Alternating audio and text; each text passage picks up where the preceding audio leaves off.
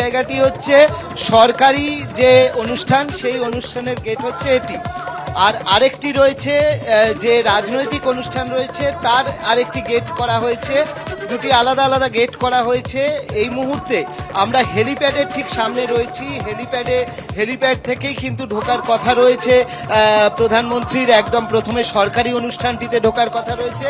দূরে দেখতে পাচ্ছ যে হেলিপ্যাড থেকে প্রধানমন্ত্রীর প্রথমে সরকারি যে অনুষ্ঠানটি রয়েছে সেখানে ঢোকার কথা, এবং তারপরে তার যে রাজনৈতিক যে সভাটি রয়েছে সেখানে তার যাওয়ার কথা রয়েছে।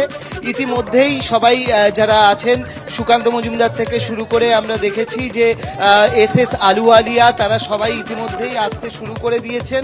এবং আমরা দেখতে পাচ্ছি যে যারা রয়েছেন তারা নেতৃত্বরা সবাই একে একে আসছেন, এবং এই জায়গাতে নিরাপত্তারও যথেষ্ট বন্দোবস্ত করা রয়েছে। একটি লিস্ট রয়েছে, সেই লিস্ট দেখেই শুধুমাত্র যারা ঢুকবেন তাদেরকে প্রবেশ করতে দেওয়া হচ্ছে।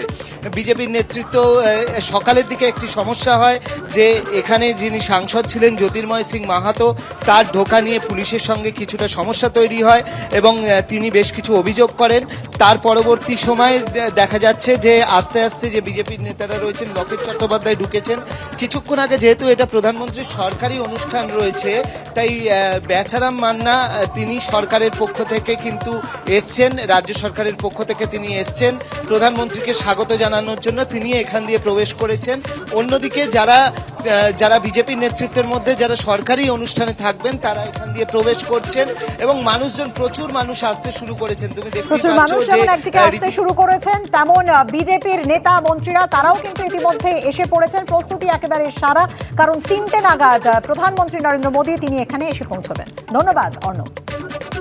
ভোট ঘোষণার আগেই রাজ্যে কেন্দ্রীয় বাহিনী, আর কেন্দ্রীয় বাহিনী থাকার জন্য একের পর এক স্কুল অধিগ্রহণের নোটিশ। একদিকে যেমন বেথুন স্কুল, অন্যদিকে যোধপুর গার্লস স্কুল। এই দুটো স্কুলের ছবি আপনাদের দেখাবো। এই দুটো স্কুল ছাড়াও আরও বিভিন্ন স্কুলে এই নোটিশ এসেছে। কেন্দ্রীয় বাহিনী থাকবে এবং সেই কারণেই এই স্কুল অধিগ্রহণের নোটিশ এসেছে। বেথুন স্কুলে থাকবেন কলকাতায় মোতায়েন কেন্দ্রীয় বাহিনীর একাংশ, আর এর জেরে স্থগিত থাকবে 8ম শ্রেণী পর্যন্ত পঠন পাঠন। চতুর্থ পিরিয়ডের পর টিফিনে 9ম ও 10ম শ্রেণীর পড়ুয়াদের ছুটি দিয়ে দেওয়া হবে। কবে ফের নিয়মিত পঠন পাঠন শুরু হবে তা পরে জানানো হবে। অন্যদিকে যোধপুর পার্ক গার্লস স্কুলেও থাকবে কেন্দ্রীয় বাহিনী। কেন্দ্রীয় বাহিনী থাকার কারণে বন্ধ থাকবে যোধপুর পার্ক গার্লস স্কুলও। লোকসভা ভোট কবে এখনো সেই নির্ঘণ্ট প্রকাশ্যে আনেনি নির্বাচন কমিশন, কিন্তু তারই মধ্যে রাজ্যের সেন্ট্রাল ফোর্স বা কেন্দ্রীয় বাহিনী আসতে শুরু করে দিচ্ছে, এবং তার জন্য বিভিন্ন স্কুলে থানার তরফে বা পুলিশের তরফে চিঠি এসে পৌঁছচ্ছে এবং স্কুলগুলো বন্ধের নোটিশও পড়ছে। ইতিমধ্যে বেথুন স্কুল নোটিশ দিয়েছে। আমরা আছি যোধপুর পার্ক গার্লস স্কুলে। সেই স্কুলের শিক্ষক, সেই স্কুলের ছাত্রীরা এখানে আছেন, এবং তাদের থেকে জেনে নেব যে তাদের স্কুলের পরিস্থিতি কি। ম্যাম, আপনাদের তরফ থেকে পুলিশের তরফ থেকে আপনাদের চিঠি দেওয়া হয়েছে? হ্যাঁ, বলছে ওনারা বলেছেন যে 1 তারিখ থেকে সেন্ট্রাল ফোর্স স্কুলে আসতে পারে। আজ থেকেই আপনারা ছুটি দিচ্ছেন? আমরা এখন অবধি মেয়েদের দিইনি, কিন্তু ওনারা এসে গেলে আমরা তো ছুটি দিতে বাধ্য। এখন তো ভোটই ঘোষণা হয়নি, এবং ভোট শেষ হতে, ইলেকশনের রেজাল্ট বেরোতে দীর্ঘদিন বাকি। এতদিন কি স্কুল বন্ধ থাকবে? হ্যাঁ, সেন্ট্রাল ফোর্স যদি স্কুলে থাকে তাহলে বন্ধ থাকবে পুরোটাই। আজকে পরীক্ষা ছিল আমাদের, 29 তারিখে পরীক্ষা, রিটেন টেস্টগুলো শেষ হয়েছে।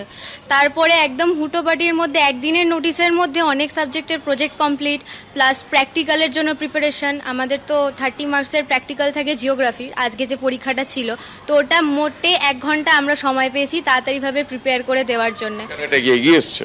হ্যাঁ, এগিয়ে। কতদিন এগিয়ে? 11 তারিখে অ্যাকচুয়ালি হওয়ার কথা ছিল, কিন্তু হয়েছে আমাদের আজকে 1 তারিখে। তার মানে অনেকটাই টাইম কম পেয়েছি আমরা। এগিয়ে এলো এই কারণেই যে যদি সেন্ট্রাল ফোর্স ঢুকে যায় আমরা তো স্কুল খুলতে পারবো না। সেই কারণে আমরা তড়িঘড়ি সিদ্ধান্ত নিয়ে যত প্র্যাকটিক্যাল বাকি ছিল, আমরা গতকালকেও প্র্যাকটিক্যাল নিয়েছি, আজকেও প্র্যাকটিক্যাল নিচ্ছি। এখানে ছাত্রীরা রয়েছেন।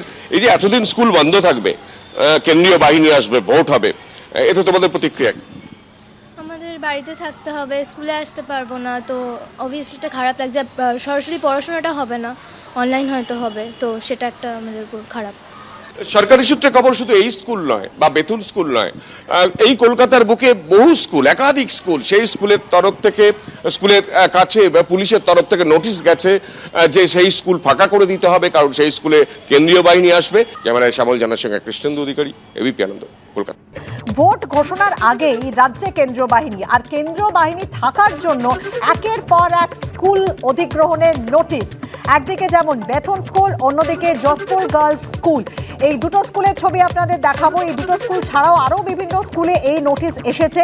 কেন্দ্রীয় বাহিনী থাকবে এবং সেই কারণে এই স্কুল অধিগ্রহণের নোটিশ এসেছে।